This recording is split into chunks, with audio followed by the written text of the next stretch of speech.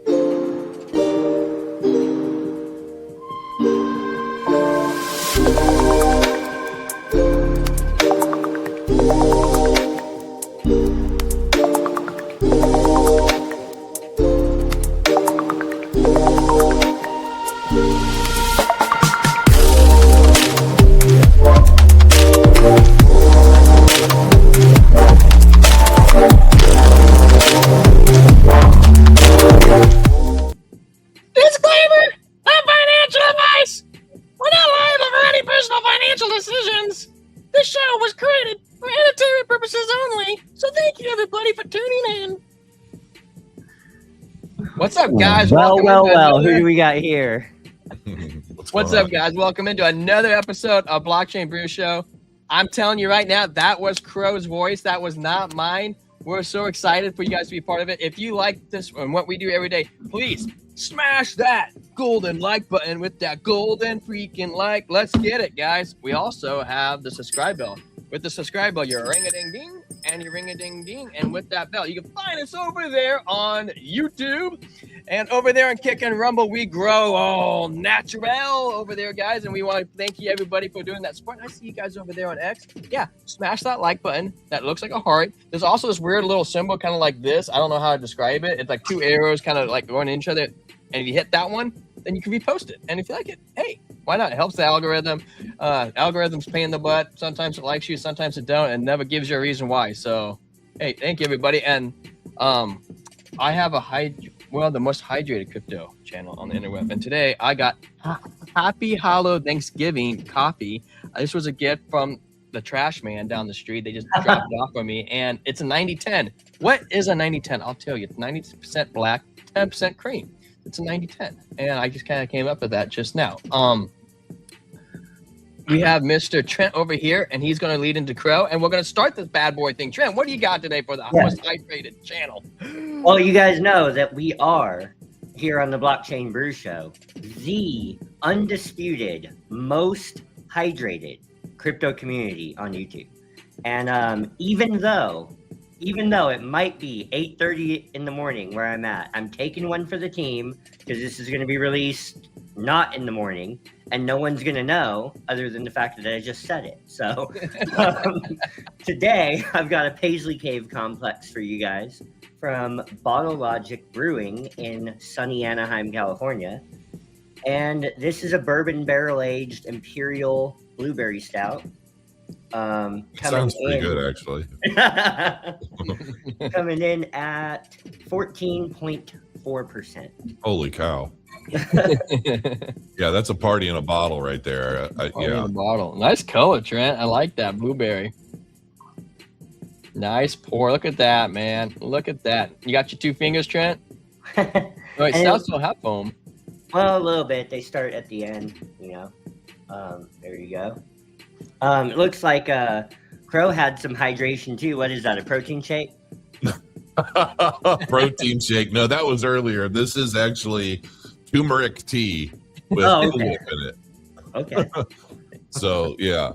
It's that's turmeric super good for you. Yeah, it is. Well, my wife and I have just become tea junkies. So we have a whole cabinet full of all these different teas. We've got bedtime tea, morning tea, stress tea, turmeric tea, all kinds of flavors from cinnamon to apple and everything else. And so, yeah, I just actually got her hooked on. My wife is such a health nut that like pretty much everything she does is healthy except for the Cool Whip that I got her to start adding to her turmeric tea. Now she loves that. So we just start stocking up on Cool Whip. Have you ever tried dandelion? No, I haven't tried dandelion, but I have read about it. I know it's supposed to be pretty beneficial. Oh yeah, but it tastes so disgusting. You know what? As a matter of fact, I think I take that back. I think we did buy a bag of it that we self-strained or whatever, and I don't think it was very good, if I remember. Yeah, I get gallbladder attacks, and the only thing that helps is dandelion tea and milk thistle. That's the only thing that helps a gallbladder attack. Interesting. Yeah, isn't that interesting? We're reals though. Just a little bit healthier than what I'm doing. But guys, without further ado, we have the pleasure today of interviewing none other than the Crypto Crow. I do own a crow, by the way. And oh, cool. So yeah, man, it's such a pleasure to have you here with us today. And yeah, I mean, we can dive right on into it. Sure. Pleasure to be here. Yeah, you guys are a lot of fun.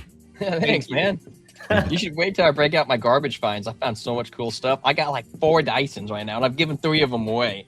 And I mean, that's a YouTube channel in and of itself, man. I found this case, and it has a drone in it. It's still in the case, but it came with all the extra batteries. I stuck it in, and it flew right up, boom, like that. It connects to your phone with the little app, and you can see when you're flying around. I've never even flown a drone before, and I thought, I tell you what, I saw the case, and I picked it up. I'm like, this thing's empty, and I popped it open, and it was brand new in the foam. Like, wow. I was like, what? That's cool. Don't fly in your I house. don't even have a drone. Yeah, right. I'm gonna take it out in the field, and it's just gonna be gone. I'll never see it again. We'll just catch air and just go. Like, I have to go recover this. There should be like a button for it to bring it back. There are a lot of them. Well, I have to figure it out, I guess. Yeah, so, my wife, she can click return to home, and it'll, we go off-roading out in the desert. I have an off-road Tacoma, and, take that thing all kinds of places. And just with GPS, it can, it can mark a home spot and then return to home. It's kind of scary the first time it does it, though, because it goes, 300 feet in the air or whatever, just in case it needs to clear any tall, anything that's tall, trees or whatever. So the first thing it'll do is it'll raise, 300 feet in the air, and then it'll move horizontally over the home spot and then drop down. When you don't know what you're doing with it at first, you expect it to just kind of like zigzag its way to you, but it can't. You just watch it. Anyways, things you don't have to worry about in the middle of the desert, Trent. You don't have trees. Well, this is true, but the drone doesn't know that. Yeah. So, anyways, man, I was watching your live stream yesterday, and I just really appreciated, the transparency you were showing for the sake of helping and encouraging others. Because I imagine it gets kind of like, it gets kind of old. It gets, I imagine you can get sick of like talking about how hard things have been, sometimes, but you continue to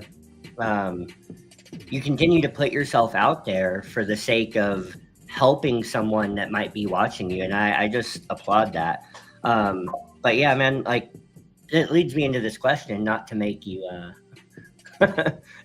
process it in front of everyone even more, but how do you process discouragement with the market, and like what advice do you have for others? And then specifically that also leads into Cardano. Like it didn't make a new all-time high or even close to it. So the market and Cardano, like how do you process discouragement? And in your stream yesterday, you were saying that you're feeling excited now. How do you get there, and how can the rest of us get there? Well, I mean, there's a lot to be said, obviously, about the market and where we're at. But I think, for one, all of the pandemonium, all of the market drops, the market bleeding, all of that stuff is, in my opinion, a result of a complete transition of our financial system. And that transition is happening we're transitioning to blockchain and AI, right? So if we look at everything in blockchain, you've got, your top 25, your top 50 assets in the market. And a lot of the layer ones are going to be used for a variety of different things. There's obviously a bit of a war going on between the centralized blockchains than the decentralized blockchains, because the banking institutions, they all want to control everything. The thing is, cryptocurrencies were created, supposedly created, to by Jeffrey Epstein. Jeff Epstein. Well, I'm not even talking about Epstein's involvement, but it's like I'm still not one to believe that the inception of Bitcoin overall was it due to the known coming changes and the necessity for something like a Bitcoin at the time it was conceived, right? And I don't know who really brought that all together. I've done videos in the past about the original e-money and the Clipper chip, which was the back door to that chain that was supposed to be like Bitcoin then. And then once everybody figured out that there was this back door to the whole chain, it went away for like 10 years. And then all of a sudden there's Bitcoin by some anonymous person on a higher algorithm and all this other stuff. So I'm not necessarily convinced that it wasn't some form of like government plant or something to that extent to begin with, right? But regardless, it came out of necessity because, we were already getting close to our 100-year peak for, the way the world is ran on the current financial system. So that was destined to change at some point anyway.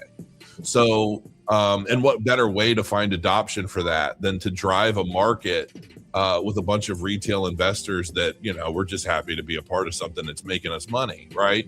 But now the institutions are in, and there is definitely a transition happening. And I feel like anytime you disrupt an entire ecosystem or an entire global financial system or anything that's deeply rooted, right? It's like, let's say you have a tumor, right? Well, what do they have to do to get rid of the tumor? Well, they have to cut you open. They have to create more damage to get access to the problem and do even more damage, hopefully minimally, to get rid of that tumor.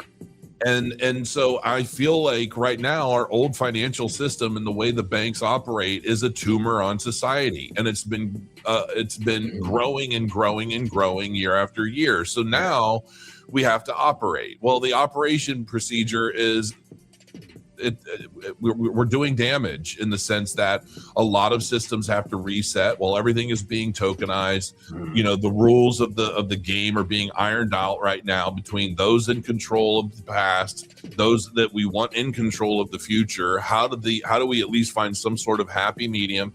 And across all of that, we of course have groups like BlackRock and all of these other groups that want to, they want to make sure that they have everything that they need to establish a firm control over this new system before the top is taken off of the tea kettle, right? Like everything's kind of whistling right now. Everybody's hearing that whistling of the tea kettle, but they're not willing to take the lid off and pour it until all of these rules have been established. So in the midst of all of that, there's pain in the markets. I feel to some extent the market pricing I feel like the cryptocurrency market is being held hostage to an extent while all these negotiations are happening for the Clarity Act, the infrastructure bill, right? Because who funds the market makers? Yeah. Where do they get their capital to make these markets across the board? It's you know, a lot of this is funded by the very people that are sitting in these offices, Mhm. you know, in Washington, basically saying, well, this is what we want. And the crypto people are like, well, this is what we want because we want to be competitive with you because you suck and you're not empowering anybody to make any money. You're only making everything worse. Now you don't even have to keep a reserve in the bank of the money that's loaned to you, or not even loaned to you, just money that has been assigned to you for custody, and you're doing whatever you want with it. And then when you fuck it all up, you're going back to the government so that the taxpayers can then pay for you to fix all of your shit. Yeah. And we need a new system to protect the people. And they don't want that, right? Because they're, you know, they live in a completely different mental existence than the rest of us. So when I say I'm excited, it's not to say that I'm not also extremely fearful, because I don't know how long this transition is going to take. I don't know when they're going to turn around. They could turn around tomorrow. There could be an announcement, and we're all said, hey, they signed it, and this is everything. It looks great. We're all moving forward. Everything's going to be golden from here. Or they could drag it out, stop it, halt it, you know, the politics of it all, the right versus the left, and everybody's out. You know, the left is trying to say, well, we don't want Trump to make any money of this big grand effort of his in this transition. Fuck him. So if he's going to make money, we're out. We can't stand him because he's already ruined pretty much all of the fraud and all of the shit that we've had set up for decades. So he can kiss our ass. And then the banks who are donating all the money to these same politicians through lobbying and everything else, you know what I'm saying? It's just a cluster. So until all of this gets really situated, I expect to see the markets do what they're doing. And now that we know that it's not just crypto, but it's the metals, it's basically everything. Man. I mean, I'm excited because we're entering a place where at some point things are going to turn around, and when they do, I do expect it to be insane. Like, the institutions don't want us to think that. They don't want us to believe in that. They want us out. Right. Because when this does kick off, it's probably going to turn around overnight. And I'm sure they're probably going to use Asian markets or something else to really start cranking things off. And, you know, they want us all to look at the prices of everything when we wake up in the morning like, damn, I fucking missed it. Now, and to what you were saying too, Crow, is like the Genius bill passed, right? The Genius looks great. I have no problems with the Genius Act, but it doesn't even take effect until 2027. Now we got the Clarity Act, which that's supposed to be the big one, the final piece of the puzzle. It's so bad right now. Brian's like, Uncle Brian over there at Coinbase, like, nah, we don't even want this. It's Uncle like, Brian Armstrong. We worked on it for like the last year, and they're like, no, we don't even want it. It's so bad. It's so whatever. And even when they do get it right, this is how slow they are. Even when they do get it right, it's not even going to take effect for another year and a half. I mean, we could be looking down the road 2028. And, you know, a lot of what I've been looking at, too, in the markets, if you mind if I share my screen real quick, is I'm real nervous about Bitcoin as a whole, because I look at the charts. This is a 3-month, and I pulled it off Market Cipher. We have bearish divergence on the 3-month time frame, 3-month candles. And the traditional bear market, when I measured from last year, under the 200 moving average on the 3-day last 9 months. Now I'm looking at this, and we got 1 month. We got another 3 candles. That's just your 9-month period on the bearish time zone. I thought this whole market was actually going to be the super cycle, the ultra cycle. We're going to the moon. I think I was a cycle off. I think it's going to be next cycle. I don't know if that's going to be under Trump, or it's going to be under JD, or whoever's in there. But I think the rules and regulations, the Genius Act, the Clarity Act, that's going to be in there. This cycle, they're going to suppress that price one more time. Nobody thought they could do it, but they did. They pulled it off. The whole market's going crazy. Silver's shooting through the roof. Stocks are doing what up and down, up and down. Look, Sailor's going down. This is going up. This is going down. Everything is going absolutely bananas right now. Nobody can figure out what the hell is going on because nothing's acting normal. They're going to push everything down one more time, and that's going to be that spring. That spring is getting so tight, it's going boom. And like you said, overnight, we're going to have the year of all years where I think it's going to happen, the next cycle. And we might go on a 10-year run. I have no idea. I think you are right. I think the markets are maturing. They're doing something different. Something is happening. That 100-year dollar is running out. They play this stupid game where like 1% not manipulation, 1% what's the word I'm thinking of? Inflationary. Yeah, but they don't tell everybody that stacks year after year after year after. It's 1 more percent. It's never going negative. It's not going down. They're not burning dollars. Mike Maloney, he's all like, you've borrowed $1 from the Federal Reserve, now you owe him $2. Who you get the dollars from? You have to go back to the Federal Reserve. Can I get $2? Okay, now I can do 4. And it just doubles every single time. They have to keep raising the roof. Everybody knew this was a house of cards. It was going to collapse on the Republicans. It was going to be collapse on the Democrats. Like you said, they go back and forth. They all try and play who wants to collapse on, but it's going to happen. You can't sustain it. Well, and the whole world's affected because we're all tied to the dollar. Right now, the 200-week moving average for Bitcoin is sitting at about $58,000, and the 1 month, the 50-month moving average. So the 200 on the weekly, but the 50 on the monthly, which is basically the same thing, if you think about it, right? Because you multiply a week by 4, and then you multiply 50 by 4 to get 200. They're basically the same moving average, except for the fact that, some months have 5 weeks in them or whatever, right? So they're a little bit different, but essentially the same moving average. The 50 moving average on the monthly is sitting at about $57,000. And so, when you that's a kind of a different way of looking at it, but when you think about it like that, there's a lot of converging support coming in there. And for people who were in the market in 2021, $58,000 was a very important number for Bitcoin.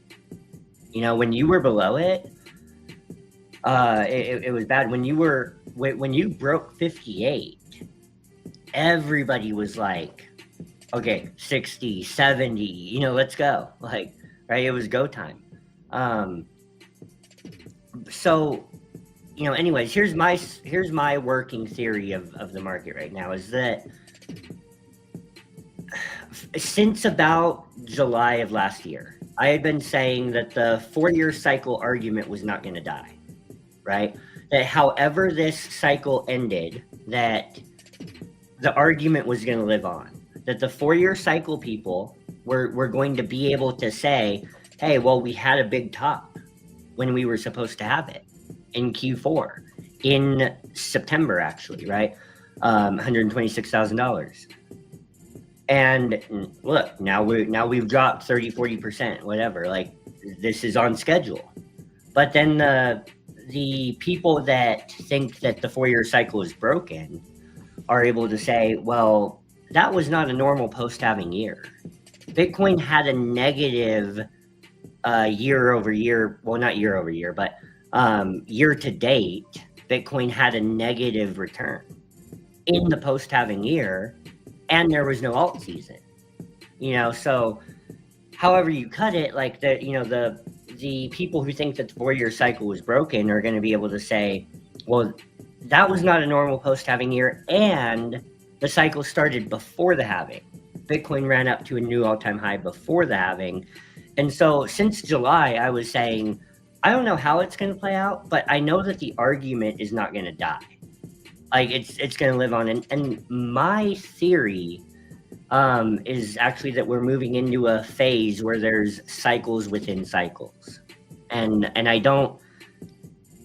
I'm not saying that the halving won't continue to drive up demand, but we're going to have cycles within cycles where we could run up and break, 100K again in 2026, or maybe a new all-time high in 2026. I don't know. And I think if we did, it would be Q4 of 26. But regardless, that's not normal for a traditional 4-year bear market either. And so if you think that we're moving into a place where we have cycles within cycles, then to me, it kind of makes sense of everything. And I don't know if we have to. I know we see that bearish divergence on the 3-month chart, but I don't know if we have to really assume that all of 26 and 27 is going to be bearish like the last market. Here's the one thing that I've learned. I mean, haven't been in this space since 2017, and I've watched every narrative. I've listened to every YouTuber. I've listened to every pundit. every hedge fund guy, everybody with an opinion. And that sounds different. It has nothing to do with what you just said. Yeah. I know that not one of them knows a fucking thing. Not a single one of them has a fucking clue. So when I listen to all of these people give their narratives about why this, why that, for one, I think you're more accurate in terms of we're likely heading into a period where we're going to have a lot of mini cycles within a grander cycle between now and probably through 2030. I said that was a likelihood back in 2021 when I called the peak of the Bitcoin market moving to Puerto Rico. I said that is a very good likelihood that we end up in multiple mini cycles from here on. I think right now we are in a grand race with other countries, and we want to establish control over blockchain and AI because that is how everything is going to be running by 2030. Yeah. And I think what we're doing right now is we're laying the framework for that so that other countries can be a part of it and we all end up working together. We're likely going to have so many major transitions into new systems. There probably is going to be some form of universal basic income. There probably is going to be a lot of these different things. But right now, we're a race car in a pit stop, and we're getting a new engine, and that's what's happening. The tires are being replaced, the engine's being replaced. We may even replace the driver, but we're in a pit stop. I don't really think any narrative right now is very accurate because nobody really has a clue because this is something that hasn't happened in 100 years. So there really is no way to look at things and look back. You know, I've done it a million times. It's one of the reasons why I don't do a lot of this stuff anymore. Oh, I'm going to look at the charts and I'm going to look back a year ago and 5 years ago and look how different this is. Look how different that is. And this is the same exact thing. Look at this touch point on this. Who gives a shit? It doesn't mean anything right now. Everybody right now is planning out the entire transition of our entire ecosystem, our financial system, not just for the US, but for really the whole globe. Some parts of the globe want to use CBDCs. We're going to focus on stable coins. The banks want to control all of it because fuck the little people. We want our money. And the whole thing is all controlled by one giant conglomerate of mafia. My wife and I were just talking like everything is ran like the mob.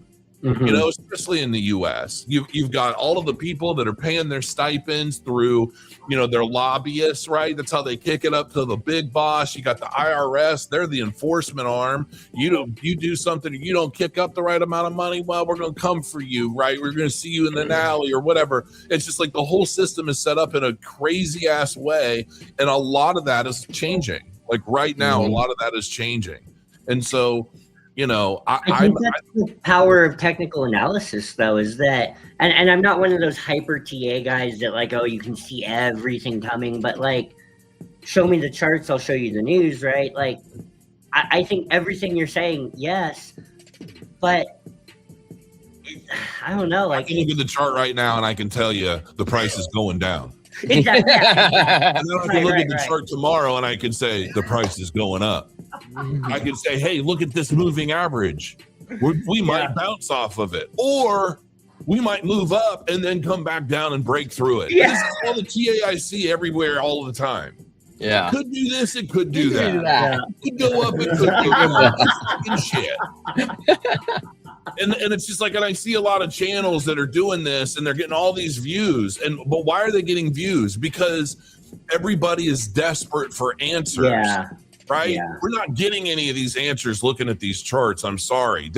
Nothing happening right now is going to be reflected accurately because of an Elliott wave. I'm sorry. Maybe in your traditional trading day, you know, in the Fibonacci retracement levels, oh, we're going to hit the 618. Who gives a shit? It doesn't matter because tomorrow, until all this stuff is done in Washington, all of this stuff is throwing bones in a bowl and then trying to tell a story from them. Yeah. It doesn't really mean anything until this is all concluded and we're able to get back to business as usual. That's just my opinion. Right. So I just try to focus on, I'm rather than focus on the day trading narratives, because everybody's got one, right? And it's the same as an opinion. It's like an asshole. Everyone has one and they all smell bad. So just let the shit play out and focus on accumulating assets that you believe are going to be a part of this grand transition.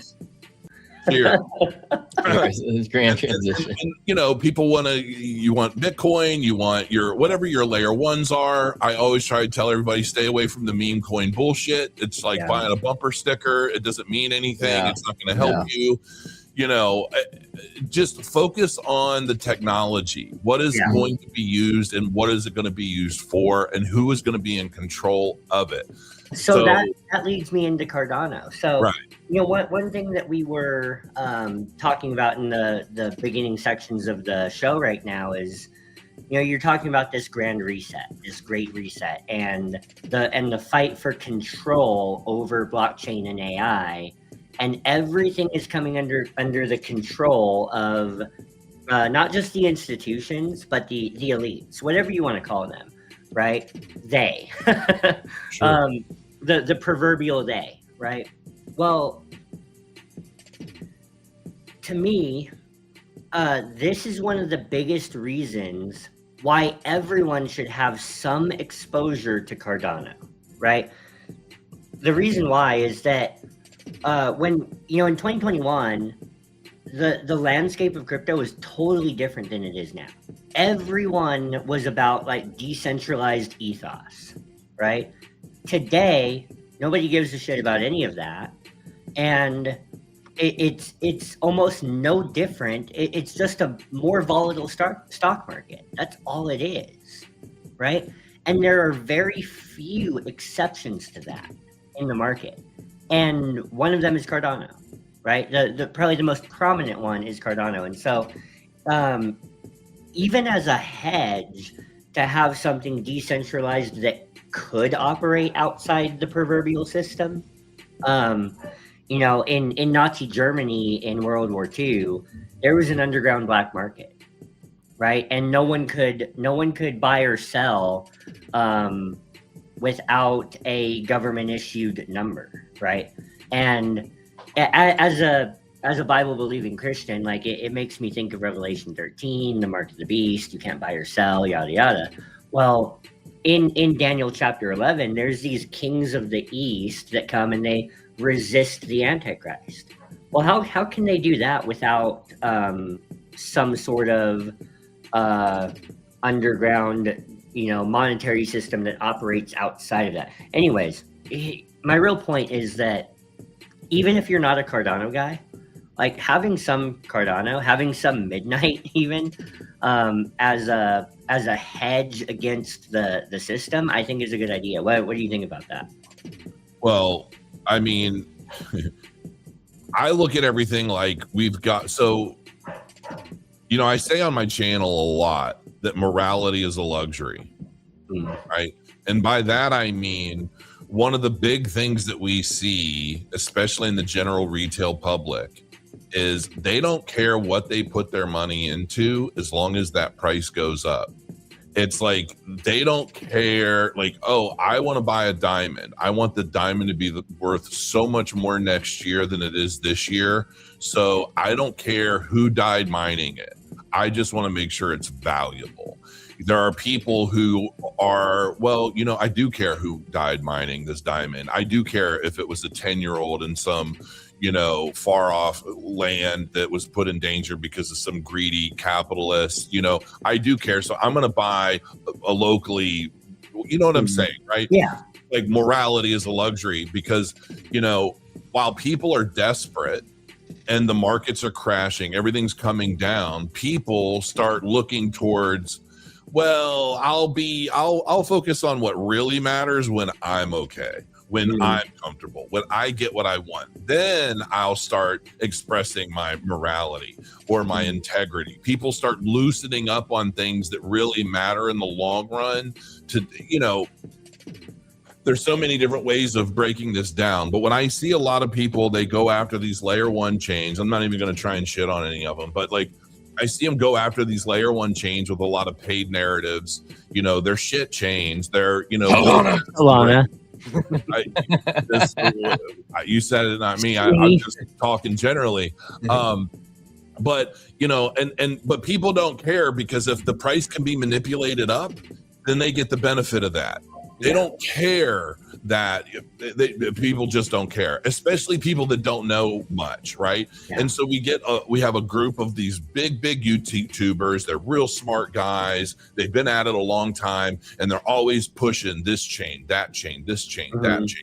And it doesn't matter what happened. Oh, it shuts down. It's been shut down for 4 hours. Nobody knows why, but buy more because it's going up. It's got a whole ecosystem of like thieves and scammers and hackers and everybody. Cool, buy more because it's going up. It's like you can turn $100 into $100,000 if you sell when the people that founded it, that are connected to this guy and that guy in the ecosystem, and it's all controlled from the top. If you can sell when they do, right? Yeah. They don't do any of that. So it's all a bunch of bullshit narratives that are bought and paid for across all of the crypto ecosystem, and people don't care.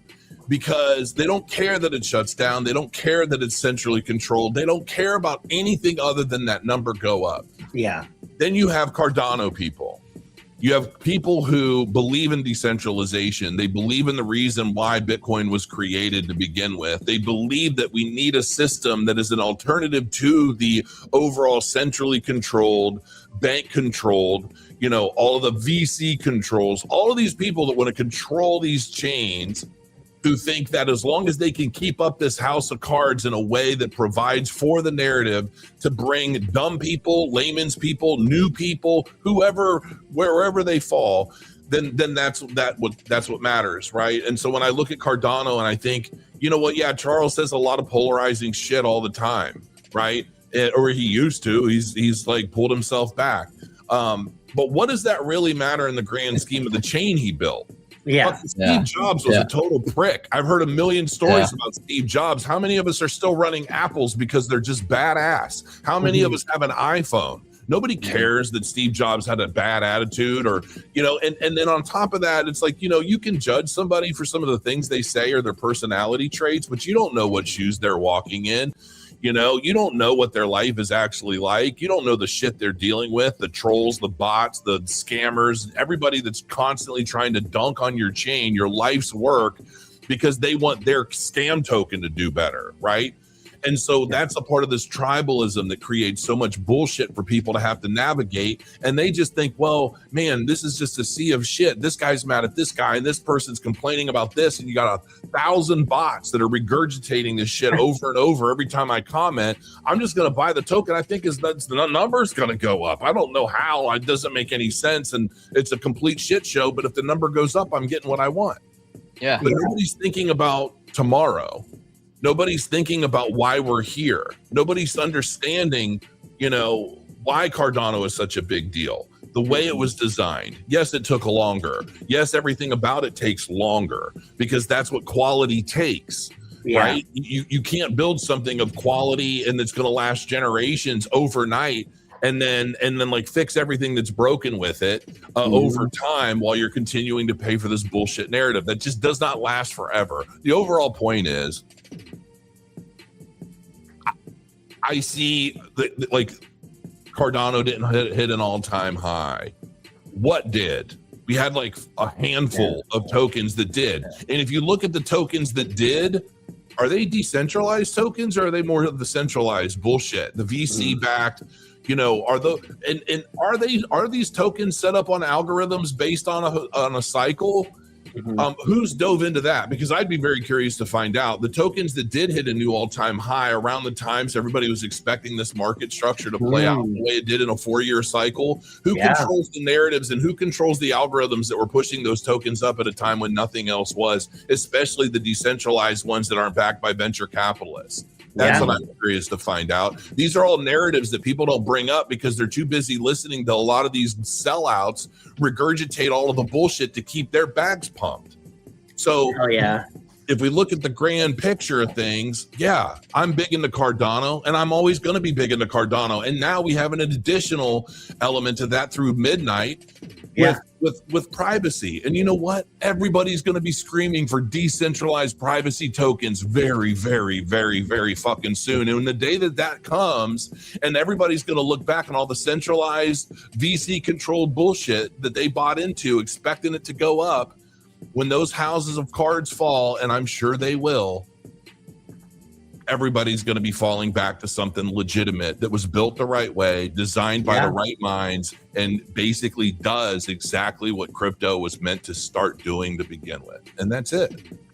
Yeah.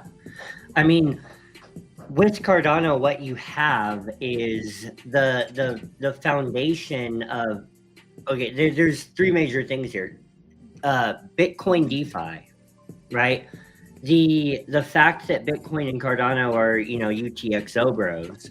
Cardano is built with a UTXO transaction model like Bitcoin. It allows Bitcoin to be able to you can lend and borrow your Bitcoin on Cardano. You can, trade Bitcoin on a DEX and hold actual Bitcoin, and your Bitcoin wallet can interact on Cardano.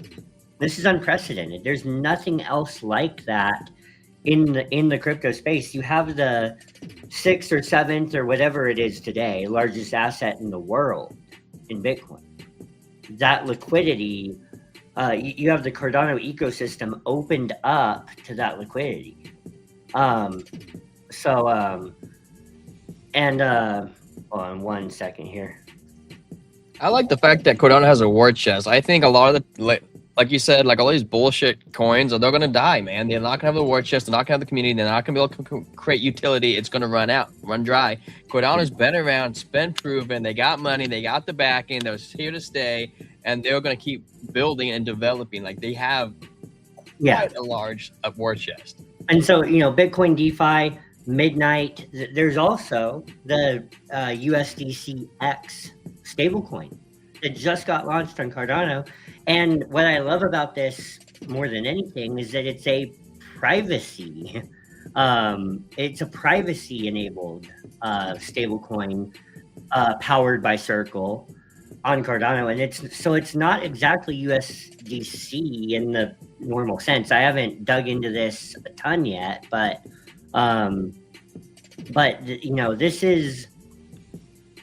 this is truly Cardano's USDC. It's not just Circle's USDC, and so that's encouraging to me to see that. That was the main thing everyone wanted to see. When's Cardano going to get a stable coin? And now it's here, but no one cares because we're in a bearish trend, but I've seen a lot of the comments associated with, this or that, people saying, oh, Cardano can cure cancer today and nobody will care because the market's down. And they're right. Nobody would care. So I'm not expecting momentum off of that announcement. But the only thing that I could really say to people is when it comes to a layer one chain, I want it decentralized. I don't want it controlled by anybody.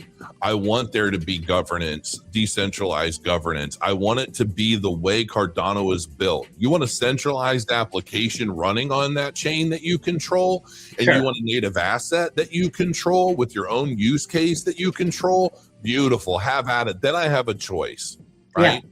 But when it comes to a lot of these centralized chains, man, there's just, I don't want my existence, my apps, my world built on something that some douchebag who his entire model was build fast and break things, figure it out later. I don't really want my financial system relying on that mentality. Yeah. I know that. So I really do believe that Cardano is going to have its time. I just think that unfortunately, in a world of TikTok and 2-second instant gratification and everything else that this generation and even older generations like mine are being programmed to expect, we want everything now because we're all fucking entitled and we want what we want and we don't give a shit. And that's just how it is. And I feel like a lot of the smart money knows how to play on that. And, the rest of us that are a little more purist when it comes to decentralization and why we're actually here to begin with, we're holding true to it. I do believe it's not going to be too long until we start seeing the fruits of a lot of that commitment. Yeah. So, the fact that Cardano didn't make a new all-time high is not that weird when you think that we're in a shifting cycle and an entire reset of the financial system. Like, you look back at a lot of stocks during the tech stock run, and I'm willing to bet that you can find a lot of them that did the same sort of pattern that Cardano is doing right now. But anyways, I know you've got about just between 10 to 15 minutes left, but two final questions for you. Number one is, why decentralization? Why should the average viewer right now care about this shit at all? Why should the average user care about decentralization? Yeah. Well, because I don't want somebody that's I mean, convince the person that just came in here last week and they're like, been in the centralized dollar forever and ever and ever, and they've never had a problem because they've done great with their business, whatever. Yeah. Well, a lot of decentralization is about the freedom of choice in your own financial situation, right? Oh, yeah. So, it's like we are moving away from an era where everything is controlled by people that don't give two shits about us. And decentralization is a power against that centralized control across the board, any way you slice it. And, when we talk about, just about anything could potentially be better through decentralization. It's like having no single point of failure, especially when it comes to Cardano, and having like the decentralized governance. Decisions for the chain aren't made by one guy in a tower.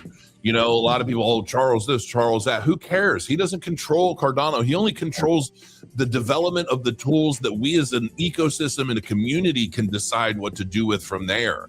He builds us this shit and then says, now you guys do with it as you will through this governance model that we designed, empowering all of you to have a say.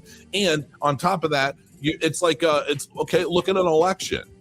I consider our elections kind of a centralized system if you really look at it, right? There's no transparency. Nothing can ever be proven really in any clear way. It takes this city or this state, 2 weeks to count votes, but this place over here that leans a little more towards this political spectrum can get it done in 5 hours, and it's a bigger state or city.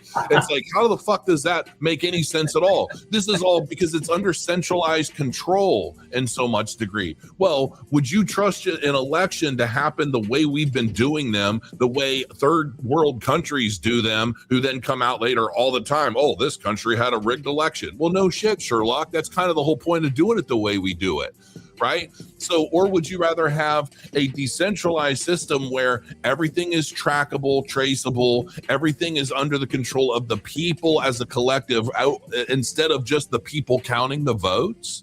Yeah. That doesn't make any sense, right? So if we're talking about making global financial decisions, wouldn't we want a similar system, a decentralized system where we have 30, 40, 100, 500, however many people that want to play a role in participating in that system are able to make those decisions rather than have one person in some ivory tower who's disconnected from the world?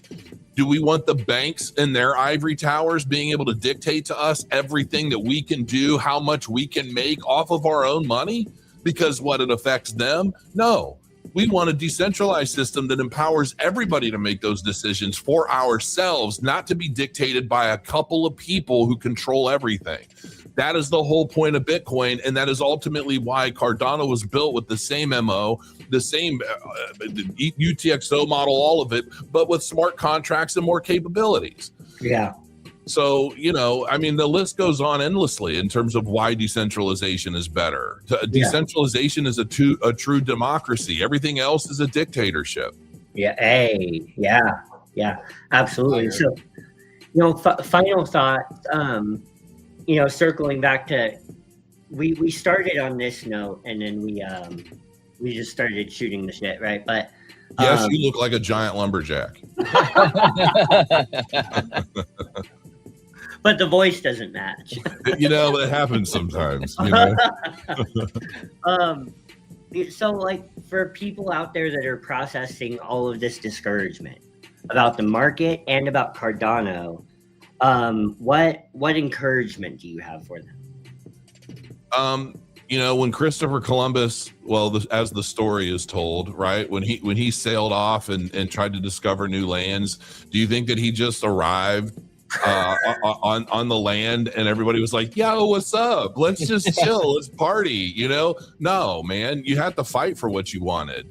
And I feel like right now is the fight. And while they call retail market dumb money because we lack commitment. And often we lack pretty much everything, really, like the desire to learn, to educate ourselves, to really understand what's going on. A lot of us are so lazy that we prefer to have everything dictated to us on a silver platter so that we can just go with whatever we think is going to work based off of what somebody else tells us. That's why so many of us are popular on YouTube. It's a lot of people that are working so many hours trying to get by, and they want a place that they can trust to just get an opinion that they feel they can count on. So my opinion is, when you're in the blockchain space and you're learning, the more you understand about the traditional finance system, why it's so screwed up, why we're in the situation we're in right now, why this transition is necessary, then you'll understand that the blood in the streets right now is basically like I said, man, you operate on a tumor, there's going to be blood everywhere. But once that's cleaned up and the tumor's out, then you can go back to life, and you can grow and live a better life than you did before, most likely.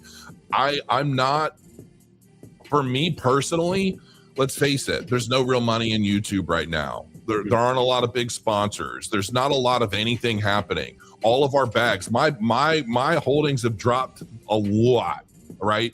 So it's like, okay, that sucks. I'm scared. I have a family. I have a lot of responsibility. I have a lot of things I need to get done. I need to figure out a new path. I need to get back to my roots and my skills and my talents, because I can't just sit around waiting for some numbers that I bought to go up because I bought them, right?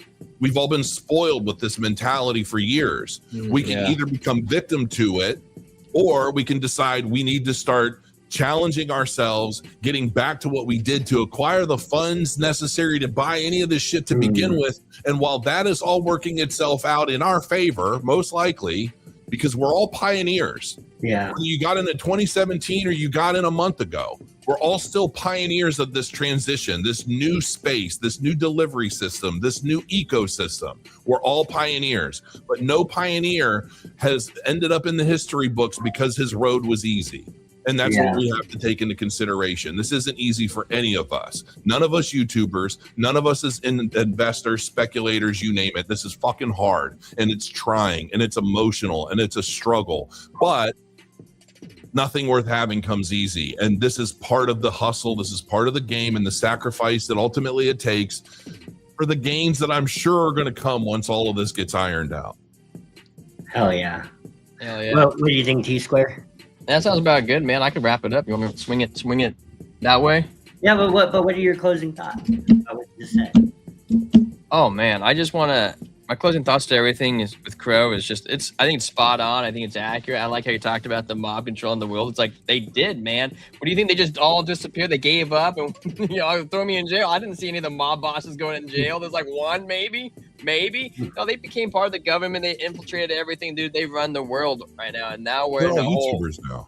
Yeah, that's exactly it, man. And people think that evil in the world doesn't exist, and it does, and it's been around for thousands of years. And just because you can't see it doesn't mean it's not operating in the background. A lot of evil likes to be done in the dark and not be brought out to the light. And now we're in a psychological war, dude. We're trying to take back the whole country. We want the people to run it, not the government. The government needs to shrink, and they don't want to shrink, man. No, they have the whole body's a tumor. They are the tumor. We're trying to cut them out. They're going, hell no, I'm staying here. And so this is where we're at. I think Crow's spot on with a lot of this, and it's painful, man. But surgery is painful, dude. You can throw as much anesthesia as you want into that sucker, but at the end of the day, you're gonna wake up. You're gonna be like, oh, sweet goodness gracious, someone give me some Tylenol. This hurts so bad. I'm aching in pain. But so I think it's spot on, and I just wanted to thank Crow for coming on here, guys. I mean, he's an amazing human being. He's a lot of fun to be around, and we got a BS before the show, and he just said how much he liked me more than Trent, and I was like, no, I'm just kidding, man. But no, seriously, it's a pleasure. It's been an absolute pleasure, and it's fun to be able to watch you through the whole bear market, the last bull market. You know, I was never a YouTuber. I was just one of Ben's followers, and then I jumped into Pluto Alliance because I wanted to do something about it. Didn't plan on it. I just came me, and then I met Trent along the way through humbles and pains, and we partnered up, and now we run the show together, and it's just a blast, man. So I just want to. And also, where can our tiny audience go to show you some love and support? Oh, just Crypto Crow on YouTube. Hey, you heard it. Crypto on YouTube, guys. So on that note, I guess I'm gonna wrap it up. Crow, do you have any last words? Just crow your coins. This is all painful, but it's not going to last forever. You I know, love one of the things everybody, why crow? Why crow? Where do you get this crow? And it's because I love the movie, and in the movie they always say it can't rain all the time. Yeah.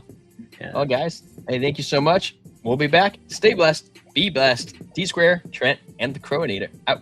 Deuces. See ya. Peace. Oh my goodness, Trent, what a great show. That was so much fun. Oh, we got to do that again.